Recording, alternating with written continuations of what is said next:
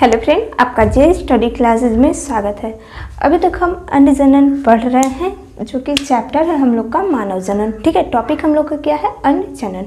इसके बारे में हम आपको इससे पहले जो लेक्चर 10 आया था उसमें भी बताए थे, और जिसमें से कुछ टॉपिक हमारा रह गया था, तो हम सोच रहे कि इस लेक्चर में हम कंप्लीट कर देते हैं। ठीक है, तो देखिए हम आपको कहाँ तक बता चुके हैं। तो हमने आपको बताया था कि ये अंडाणु था, इसके अंदर कई सारे लेयर थे। यहाँ पर क्या था? मादा, जर्म, कोशिका थी। अब ये अंदर की तरफ आया। जब यह अंदर की तरफ आता है तो क्या होता है? इनमें समसूत्री विभाजन होता है। जब समसूत्री विभाजन होता है तो इस तरह से सारी कोशिकाएं आकर इकट्ठा हो जाती हैं। किस भाग में? वलकुट वाले भाग में। ठीक है, अब इसके बीच में क्या पाया गया था? पीठिका, स्ट्रोमा पाया गया था। इसमें जगह जगह पर पुट्टिका कोशिका पाया गया था। ठीक है, जो कि एक इस अंडाणु पर आकर के बैठ जाता है। तो क्या होता है? देखिए इसमें से हम क्या कहते थे कि एक अंडाणु को बाहर लिए थे, जिसके ऊपर क्या था? पुट्टिका कोशिका थी। ठीक है, फिर हमने आपको बताया था कि जब पुट्टिका कोशिका और प्राथमिक कोशिका का निर्माण हो जाता है तो उनके बीच में एक लेयर आ जाता है। ठीक है, मतलब एक लेयर इस तरह से संरचना आ जाती है। उस स्तर को हम लोग कहते हैं। तो उस स्तर को हमने आपको बताया था कि ज़ोना पेलुसिडा नाम हमने दिया था। ठीक है, अब इसमें से हम देखिए हमें पढ़ना क्या है, हम पहले हटा दे रहे से। अब इसमें हम लोग को पढ़ना क्या है? देखिए यहाँ तक तो हमने आपको बता दिया था, और हमने आपको एक वर्ड और बताया था कि 1 महीने में जब वह लड़की माँ के पेट में थी तो उसके गर्भाशय में कितने, उस गर्भाशय में नहीं सॉरी अंडाशय में कितने अंडाणु का निर्माण हो गया था? मतलब अंडाणु में प्राथमिक पुट्टिका का, प्राथमिक पुट्टिका। तो हमने आपको बताया था कितना? 1500। ठीक है, कितने में? केवल 1 मंथ के, मतलब 1 महीने की है, तो उसके अंडाणु में प्राथमिक पुट्टिका की संख्या 1500 है। यहाँ तक हमने आपको बता दिया था कि कैसे कैसे ये सारी प्रोसेस होती है। अब हम लोग क्या पढ़ने जा रहे हैं? देखिए आज का हमारा टॉपिक क्या रहेगा? आज का हमारा टॉपिक क्या रहेगा? देखिए अब ये 1 मंथ की थी तो कितना था? 1500। ठीक है, अब क्या होता है कि यह जो मादा है अब बढ़ती है। मतलब अब जैसे मान लेते हैं कि 4-5 महीने की हो गई। ठीक है, 4-5 महीने की हो गई, फिर उसके बाद 6 महीने की हो गई, 7 महीने की हो गई, इस तरह से 8-9, इस तरह से यह बढ़ती जाती है। ठीक है, जब यह 4 से 5 वर्ष की थी तब इसके अंदर प्राथमिक पुट्टिका, अभी लिखिए मत, हम सब लिखवा देंगे। ठीक है, तब इसके अंदर जो ये प्राथमिक पुट्टिका है इसकी संख्या, जब ये 4 से 5 वर्ष की थी, सॉरी 5 वर्ष नहीं 5 मंथ, ठीक है, तो इसके अंदर 5 मिलियन, ठीक है, प्राथमिक पुट्टिका की संख्या कितनी पाई गई? 5 मिलियन। ठीक है, मिलियन में। अब फिर उसके बाद क्या हुआ कि जब यही मतलब 6 महीने की हो गई तब उसके अंदर यही प्राथमिक पुट्टिका की जो संख्या है वह कितना हो जाता है? लगभग 6 से 7 मिलियन के लगभग। ठीक है, 6 से 7 मिलियन के लगभग हो जाता है। अब क्या होता है? अब ये 7 से 8-9 महीने तक, ठीक है, 7-8-9 महीने में अब जितना प्राथमिक पुट्टिका की संख्या बढ़नी थी वह बढ़ चुका। ठीक है, अब क्या होता है कि ये जो 7 मिलियन है, अब क्या होता है 7-8-9 महीने में क्या होता है? इसकी संख्या लगता है घटने। ठीक है, अब घटने का क्या अर्थ हुआ? जैसे जैसे ये 7-8 महीने की होती है तो इसके अंदर कितने अंडाणु प्राथमिक पुट्टिका बचते हैं? तो केवल 2 मिलियन। ठीक है, 2 मिलियन केवल बनता है। तो आप सोच रहे होंगे कि आखिर में ये 7 से 2 मिलियन तक हो गया, बाकी 5 मिलियन कहाँ गए? ठीक है, 5 मिलियन कहाँ गए? तो देखिए 5 जो है इसमें से 5 मिलियन प्राथमिक पुट्टिका नष्ट हो जाते हैं। ठीक है, इससे हम लोग क्या कहते हैं? जैसे ये जो 7 मिलियन से 2 मिलियन तक आया, बाकी 5 मिलियन क्या वो प्राथमिक पुट्टिका नष्ट हो गए, उसको हम लोग कहते हैं क्या? जीर्णता। ठीक है, अनाड़ु जब उस किसी चीज़ का विघटन होता है किसी चीज़ में, जैसे अनाड़ु हो गया, इसमें प्राथमिक पुट्टिका क्या टूट रही है, तो इसे हम लोग कहते हैं क्या? अनाड़ु जीर्णता कहते हैं हिंदी में। ठीक है, हम सब लिखवाएंगे भाई, अभी आपको बस इतना पॉइंट ध्यान देना होगा। ठीक है, तो अब हम क्या बताना चाह रहे हैं? देखिए, जब अब ये मतलब मान लेते हैं कि ये 9 मंथ्स की हो गई। अब इसके अंदर कितने प्राथमिक पुटिका है, तो 2 मिलियन है। यहाँ तक कंप्लीट। अब क्या होता है, देखिए ये 9 मंथ्स की हो गई। 9 मंथ्स के जब अगर कोई बेबी जन्म ले रहा है तो उसकी गर्भाशय में कितने मिलियन प्राथमिक पुटिका है, तो 2 मिलियन। अब क्या होता है, देखिए जब यह जन्म ले ली उसके बाद क्या होता है, अब यह जो कुछ भी चल रहा था अभी तक, प्रोसेस बढ़ रहा था घट रहा था, अब क्या होता है, देखिए 9 मंथ्स से ले करके, ठीक है 9 मंथ के तो मान लीजिए हो गया।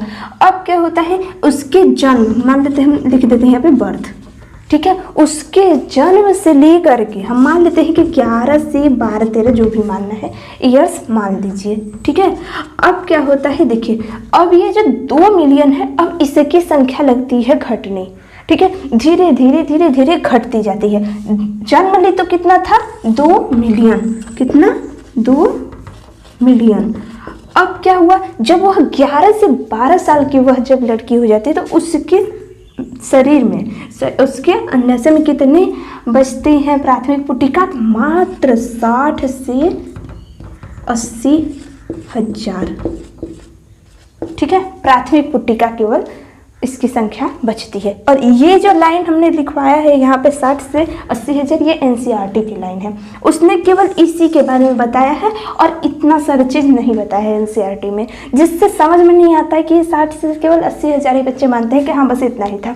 लेकिन अब देखिए तो कितना पहले से ही ये प्रोसेस स्टार्ट हो जा रहा है, ठीक है। तो हम फिर से एक बार बता दे रहे हैं कि जब कोई लड़की 1 महीने की रहती है तो उसके शरीर में प्राथमिक पुटिका की संख्या कितनी थी, तो 1500 के लगभग। जब वह 5 मंथ की हो गई तब उसके अंडाशय जो है उसमें कितने प्राथमिक पुटिका है, तो 5 मिलियन है। फिर 6 महीने की हुई तो 7 मिलियन हो गए। फिर क्या हुआ, 7 8 9 महीने में प्राथमिक पुटिका नष्ट होने लगते हैं और नष्ट होते होते केवल 2 मिलियन बचते हैं।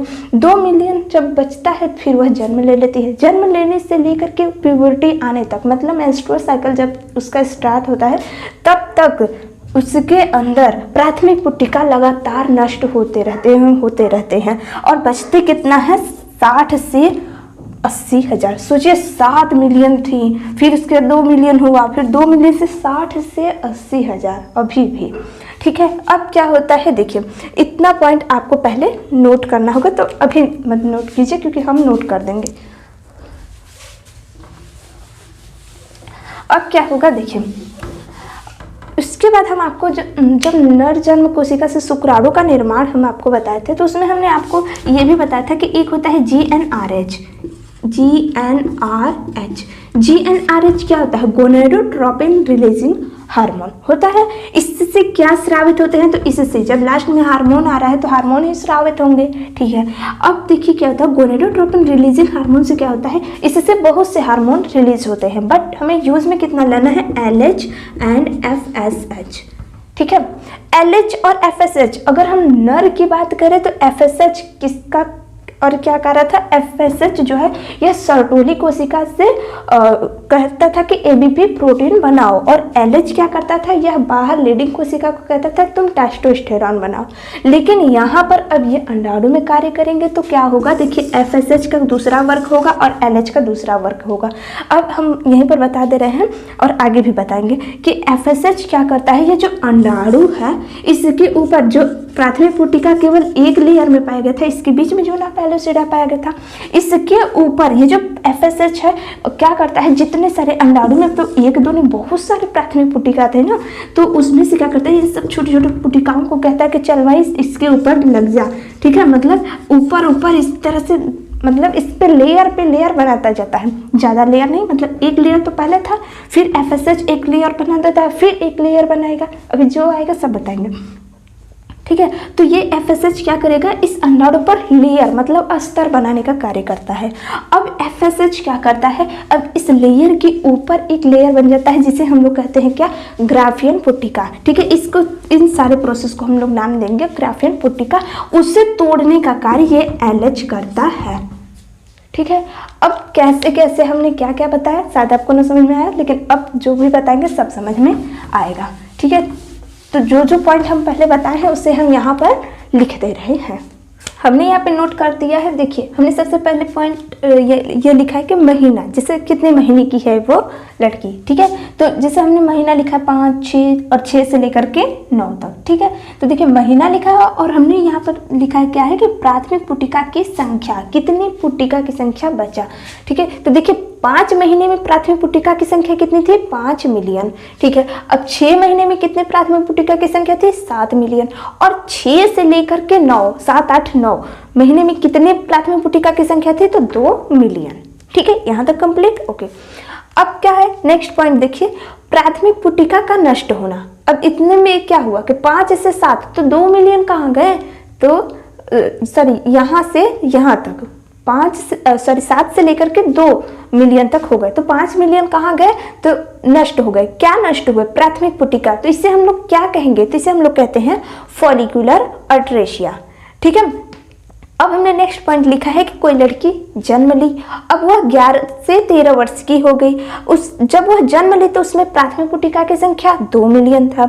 अब जब वह 11 से 13 वर्ष की हो गई तो कितने बचे उसके अंदर प्राथमिक पुटिका? तो 60 से लेकर 80,000, ठीक है। फिर हमने यहाँ पर लिखा है कि GnRH क्या होता है? Gonadotropin releasing hormone. इससे 2 हार्मोन स्रावित होते हैं, LH एंड FSH, ठीक है। फिर हम यहाँ पर लिखे क्या है? देखिए प्राथमिक अंडक में अर्धसूत्री विभाजन फर्स्ट शुरू हो जाता है। अब कब शुरू होगा? जब यह अवस्था आती है तब।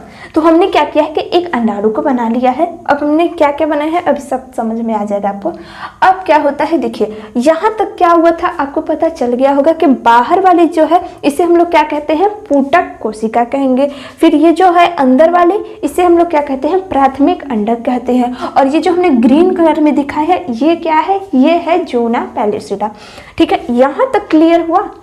अब क्या होता है, अब जब यह अवस्था, क्योंकि यह प्राथमिक पुटिका है, अब वह लड़की जन्म ले ली है, उसके अंदर 2 मिलियन इसी तरह थे। अब वह 11 से 13 वर्ष की होने जा रही है। तब क्या होता है देखिए, जब वह 11 से 13 वर्ष की हो गई तो उसके दिमाग से, मतलब GnRH कहाँ रहता है? यहाँ खोपड़ी में, ठीक है। मतलब यहाँ से क्या होता है कि FSH निकलता है, ठीक है। अब ये निकल गया क्योंकि वह 11 से 13 वर्ष की हो गई है ना, तो क्या होता है कि FSH अब निकलता है। FSH अब निकलेगा।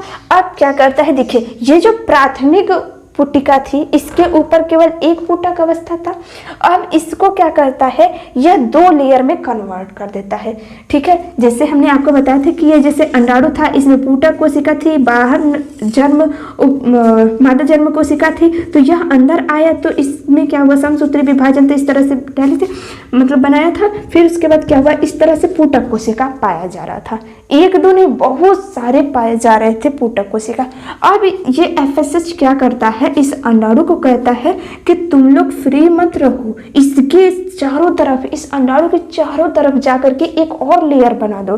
तो FSH क्या करता है कि इसके ऊपर, ठीक है, मतलब ये पहले ही एक लेयर में था, अब क्या कहता है? कहता है कि और जितने सारे पुटक को जल्दी से इन सब के ऊपर, ठीक है, एक लेयर और बना दो। इस तरह से पुटक कोशिका जाकर के सभी जितने भी है सारी की सारी जाकर के इसे एक तरीके से पूरा घेर लेती हैं। फिर क्या, केवल 1-2 नहीं बल्कि हमने आपको बताया ना कितने सारे हैं, 2 मिलियन से लेकर मान लीजिए 60 या 80 हज़ार है, फिर भी उतने के लगभग, ठीक है। तो हमने केवल एक को दिखाया है। अब क्या होता है कि FSH क्या करता है? पुटक कोशिका कहता है कि एक लेयर बना दो। तो जैसे मान लीजिए ये हमने अंदर वाले को दिखाया, प्राथमिक कोशिका हो गया, इसके बाहर क्या पाया जाएगा? जोना पैलिसिडा। फिर ये वाली क्या होगा? देखिए इसमें ये तो वैसे ही रहेगा, प्राथमिक पुटक कोशिका हो गया, ठीक है। अब ये इसमें अंतर क्या है? वही तो हमने बनाया है। अब क्या करेगा? FSH कहेगा वो पुटक कोशिका को इस पे जाकर के एक लेयर बना दो। तो ये क्या करेगा? FSH आएगा और इसके ऊपर प्राथमिक पुटिका का एक और लेयर बना देता है।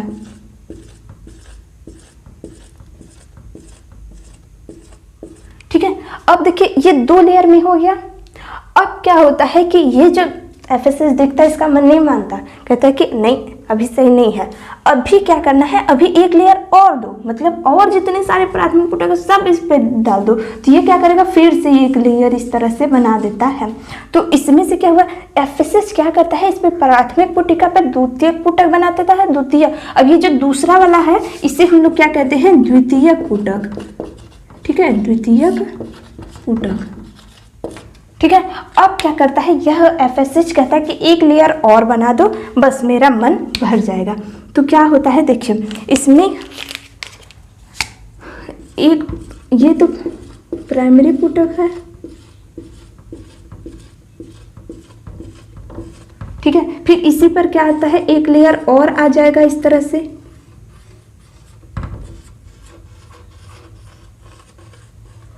ठीक है। अब तृतीयक ऊतक जब आता है तो क्या होगा देखिए ध्यान से, यहाँ पे इस तरह से लेयर तो बनेगा,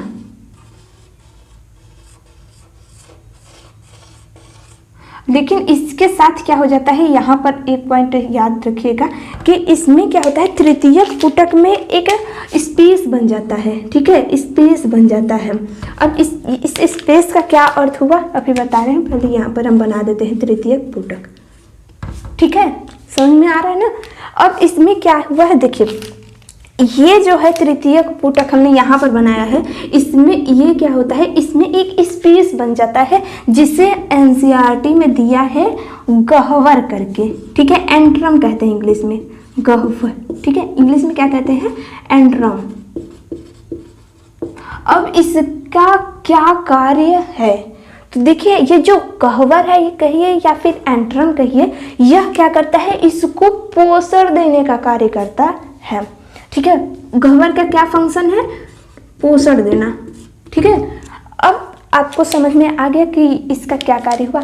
अब आपको लग रहा होगा कि FSH ने आखिर में इतनी प्राथमिक पुटिका क्यों बनाया, क्वेश्चन उठना ही चाहिए, ठीक है। अब लेकिन आपको ये तो समझ में आया ना कि FSH ही प्राथमिक पुटिका को द्वितीयक पुटिका में कन्वर्ट करता है, द्वितीयक पुटिका को तृतीयक पुटिका में कन्वर्ट करता है।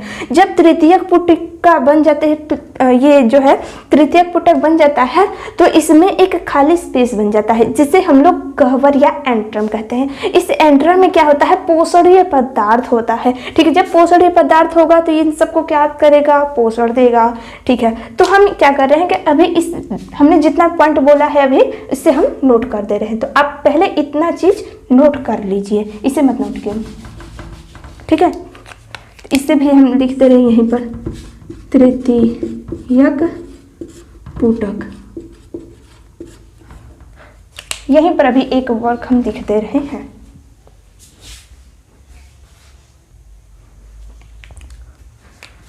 यहाँ पर देखिए हमने क्या लिखा है कि FSH प्राथमिक ऊतक को द्वितीयक ऊतक में, FSH जो है FSH यह प्राथमिक ऊतक को द्वितीयक ऊतक में और द्वितीयक ऊतक को तृतीयक ऊतक में परिवर्तित कर देता है। इसमें कोई प्रॉब्लम नहीं होना चाहिए। अब हम क्या करने जा रहे हैं देखिए, हम यहाँ पर अब थोड़ा सा हटाएंगे इन सबको। अब क्या करेंगे, यहाँ पर बस हम हटा दे रहे हैं, इसको हम अलग से अब दिखा दे रहे हैं, ठीक है। अब जो भी है पॉइंट ये तो आपको पता चल ही गया कि इसको क्या कहते हैं और इसको क्या कहते हैं, ठीक है। अब हम क्या करने जा रहे हैं देखिए, इसमें से हम एक स्पेस को हटा ही दे रहे हैं, ठीक है, या फिर रहने दे रहे हैं, आप समझिए कि हम क्या कहना चाह रहे हैं। इसमें ये जो तृतीयक ऊतक है, जब तृतीयक ऊतक बन जाता है तब क्या होता है, अब ये जो तीसरी वाली लेयर है यह पास पास आने लगते हैं, मतलब प्राथमिक पुटिका की संख्या उधर से एकदम धड़ाधड़ आ रहा है। और क्या होता है कि ये जो तृतीयक ऊतक है यह अपने बगल में, जैसे होता है ना कि कोई अक्सर फ्रेंड में क्या होता है कि जैसे एक टेबल रहता है, उस पर अगर मान लीजिए आपके 3-4 फ्रेंड हैं, तो मान लीजिए एक यहाँ बैठ गया, दूसरा यहाँ बैठ गया, ठीक है, तो जरूरी तो है नहीं कि इतना स्पेस ले, ठीक है, तो मतलब बहुत ज़्यादा स्पेस, मान लीजिए इतना छोटा सा टेबल है, इसमें क्या होता है एक यहाँ, एक यहाँ, एक यहाँ और एक यहाँ, मान लीजिए कि 4 लोग इस पर बैठ जाते हैं, लेकिन उन लोग की दोस्ती जो है 5 लोग में है, ठीक है। तो क्या होता है कि हम सभी क्या करते हैं कि इसको कहेंगे तुम थोड़ा सा और इधर आ जाओ, तुम और इधर आ जाओ, तुम और इधर आ जाओ, तुम और इधर आ जाओ, तुम और हम लोग क्या करते हैं एडजस्ट कर लेते हैं 5 फ्रेंड को, ठीक है। तो क्या होता है सेम इसमें भी यही होता है कि प्राथमिक पुटिका लगातार आ रहा है, तो ये जो है सब कोशिका, इसमें क्या होता है कि सब एक दूसरे को जगह देने लगते हैं, ठीक है, मतलब जगह देने का क्या होता है, सभी कोशिका को एक तरफ से चिपकाने लगते हैं। फिर क्या होता है देखिए, तृतीयक ऊतक इतना ज़्यादा चिपक जाता है कि एक लेयर बना लेता है। अब कैसे, अब ये समझिएगा कि ये चीज़ हट गया, ठीक है। अब फिर से हम बनाने जा रहे हैं कि ये मान लेते हैं तृतीयक ऊतक ये है, तृतीयक पुटक हम मान लेते हैं कि ये हो गया तृतीयक, ये द्वितीयक हो गया।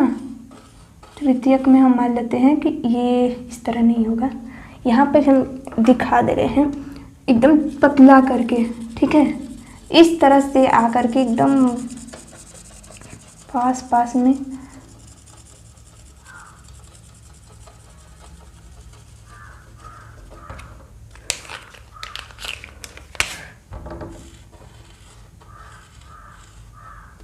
ठीक है, अब इसमें क्या है कि देखिए ये तो हो गया एंड्रम, ठीक है, इसमें कोई दिक्कत नहीं। तृतीयक पुटक क्या होता है, पास पास आने लगते हैं। जब पास पास आएंगे तो क्या होता है, एक लेयर का निर्माण कर देते हैं, जिसे हम लोग कहते हैं क्या, थीका इंटरना, इंटरना। ठीक है, अब समझिए थीका इंटरना किसे कहते हैं। तृतीयक पुटक ही कोशिका, ये जो तृतीयक पुटक है वह आपस में पास पास आने लगती है और एक स्तर का निर्माण कर देती है, जिसे हम लोग कहते हैं क्या, थीका इंटरना। यहाँ तक कोई दिक्कत नहीं होना चाहिए। अब क्या होता है, देखिए इसमें क्या होगा, अब जैसे ही यह अवस्था आती है, मतलब थीका इंटरना जब बन जाता है तो क्या होता है, ध्यान दीजिएगा यहाँ पे, जैसे ही थीका इंटरना बनता है तो इसके बाहर जितने भी हैं, ठीक है, इसके बाहर जो भी है वह क्या होता है कि एक रोमनुमा संरचना बनने लगता है। ठीक है, इस तरह से क्या होता है, रोमनुमा संरचना बनने लगता है।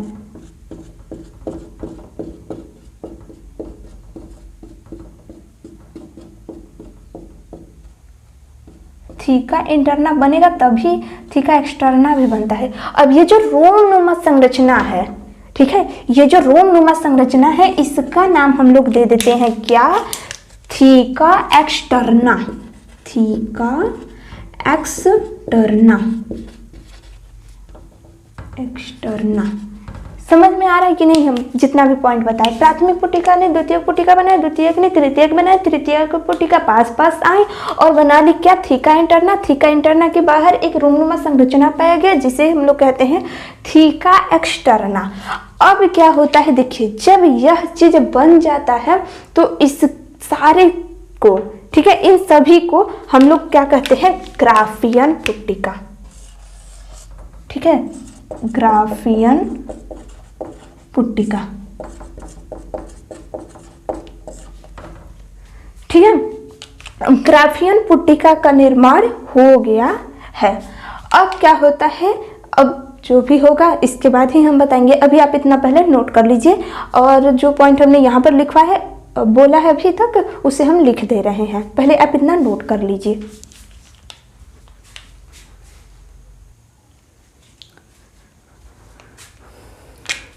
अब ये पॉइंट भी लिख लीजिएगा। देखिए इतना सारा लिखने के बाद एफएसएच के कारण थीका इंटरना बना। ठीक है, थीका इंटरना किसके कारण बना था, एफएसएच के ही तो कारण बना। ठीक है, फिर नेक्स्ट पॉइंट लिखिएगा कि थीका इंटरना के बाहर रोमनुमा संरचना पाया जाता है जिसे थीका एक्सटर्ना कहते हैं। ठीक है, देखिए ये हो गया थीका इंटरना और बाहर हो गया क्या, थीका एक्सटर्ना। हाँ, एक पॉइंट यहाँ पर और लिख लीजिएगा, क्या, थीका इंटरना का जब निर्माण हो गया था तो एक हार्मोन रिलीज हुआ, किसके कारण, थीका इंटरना, थीका इंटरना के कारण क्या हुआ, एक हार्मोन रिलीज हुआ। ठीक है, कौन सा हार्मोन, तो वह हार्मोन रिलीज हुआ था कौन सा, एस्ट्रोजन। ठीक है, जब थीका इंटरना का निर्माण हो जाता है तो एक हार्मोन रिलीज होता है जिसे हम लोग कहते हैं एस्ट्रोजन। ठीक है, तो ये पॉइंट इंपॉर्टेंट है, याद रखिएगा कि एस्ट्रोजन का निर्माण कैसे हुआ था, तो थीका इंटरना के कारण एस्ट्रोजन का निर्माण हुआ था। इतना पॉइंट पहले आप नोट कर लीजिए, फिर हम कुछ पॉइंट को यहाँ पर से हटाएंगे।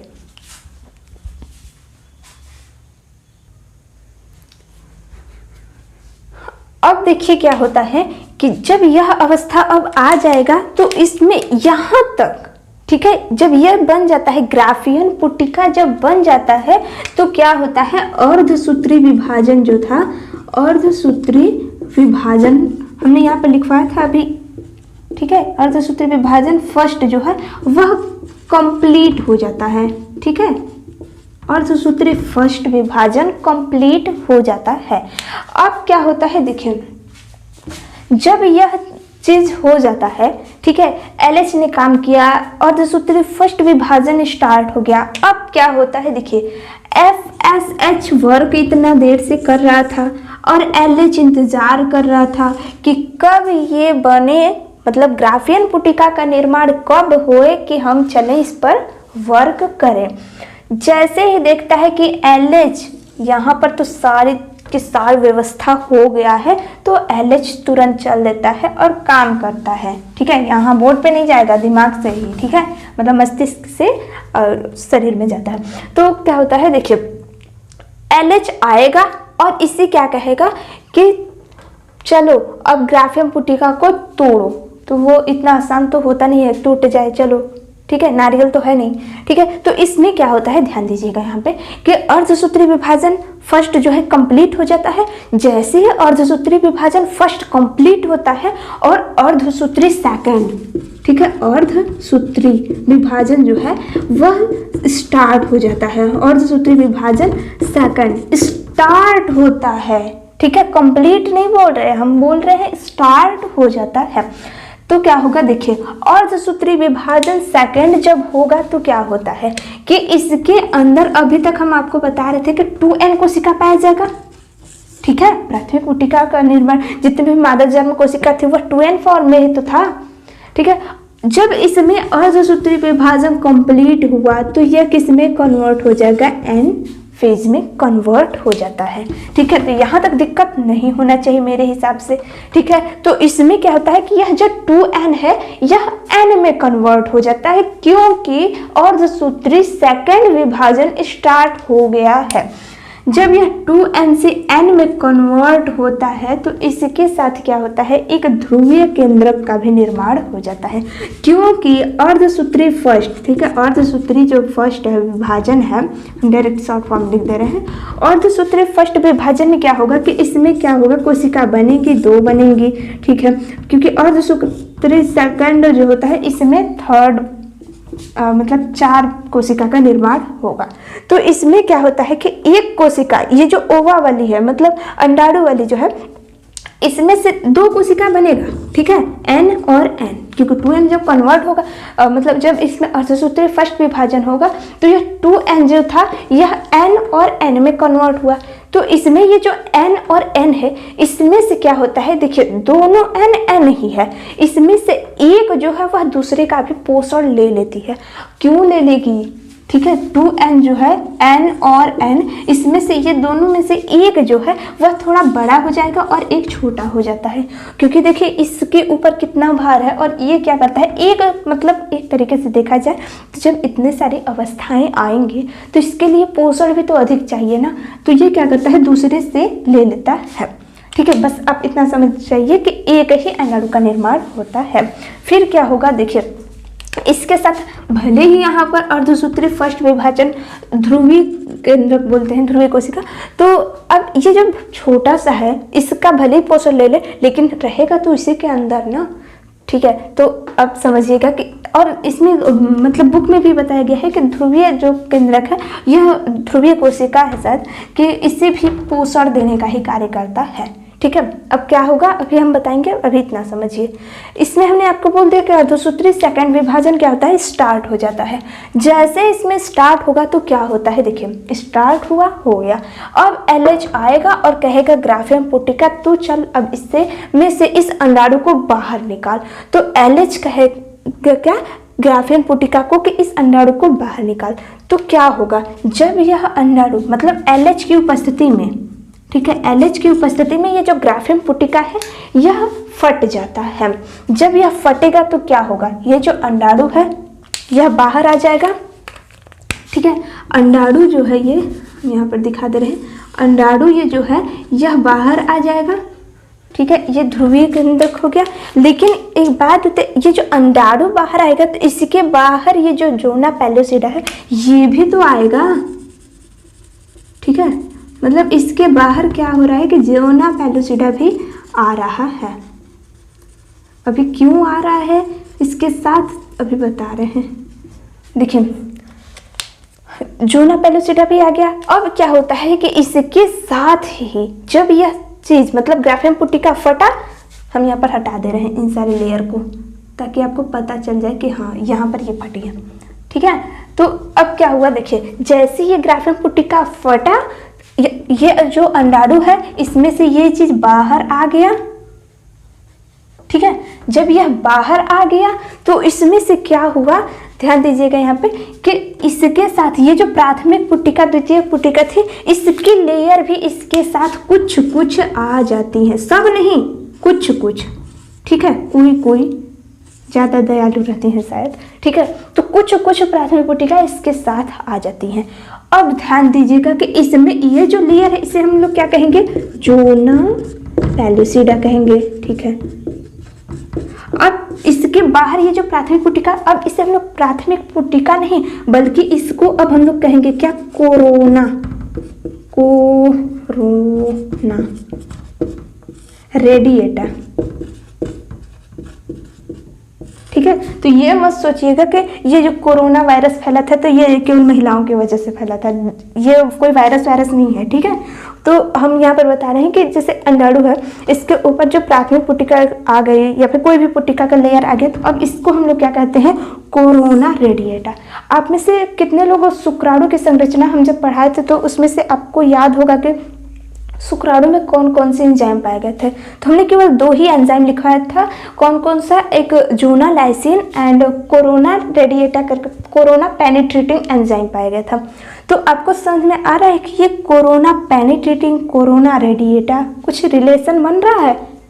देखिए जब अंडाणु और शुक्राणु फ्यूजन करते हैं तो कोरोना पेनिट्रेटिंग जो होता है वह कोरोना रेडिएटा वाले लेयर को हटाएगा, और ये जो जोना पेलुसिडा था उसमें जोना लाइसिन पाया गया था, तो यह जोना पेलुसिडा को हटाने का कार्य करता है, तभी शुक्राणु जाकर के इसके साथ मिल पाता है, ठीक है। तो ये तो रहा वो बात अलग से, लेकिन अब समझिए इसमें क्या होता है, ठीक है। तो अभी हम जितना पॉइंट बताएं पहले लिख देते हैं, अभी तक हम ये पॉइंट अब लिख लीजिएगा पहले, ठीक है। एलएच ग्राफेम पुट्टिका को तोड़ने का कार्य करता है। अब देखिए क्या होता है, जैसे ये अवस्था आ गई, ठीक है। अब इसमें तो आप ये सारे पॉइंट तो लिख ही सकते हैं, हर चीज़ थोड़ी लिखवाएंगे, ठीक है। तो ये जो थीका इंटरना है, थीका इंटरना भी टूटा, ठीक है, थीका एक्सटर्ना भी टूटा। अब क्या होता है देखिए, ये जो थीका इंटरना है यह कौन सा हार्मोन रिलीज किया था, एस्ट्रोजन, ठीक है। अब क्या होता है, इसमें बहुत से वर्णक मिलते हैं। वर्णक क्या होते हैं, देखिए रंग जिसे बोलते हैं, अभी ये नहीं कि लाल पीला हरा कुछ भी, ठीक है। वर्णक का मतलब क्या हुआ, कुछ निश्चित चीज पे मिलता है, ठीक है। तो क्या होता है कि थीका इंटरना जो है इसमें कुछ वर्णक मिलते हैं, ठीक है, वर्णक मिलते हैं। और ये क्या होते हैं, जब ग्राफेम पुट्टिका बाहर निकल गया, ग्राफेम पुट्टिका टूट गया और ये जो है कोरोना रेडिएटा ये जो अंडाणु है ये जब बाहर निकल गया तो ये क्या करेगा, अंडाशय में क्या इसी अवस्था में रहेगा, इसका भी तो कुछ होना चाहिए ना।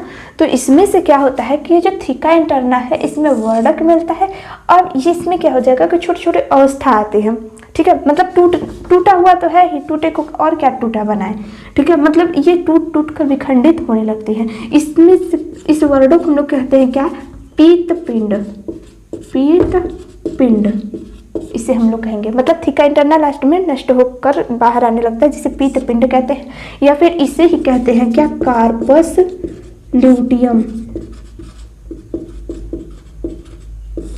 ठीक है।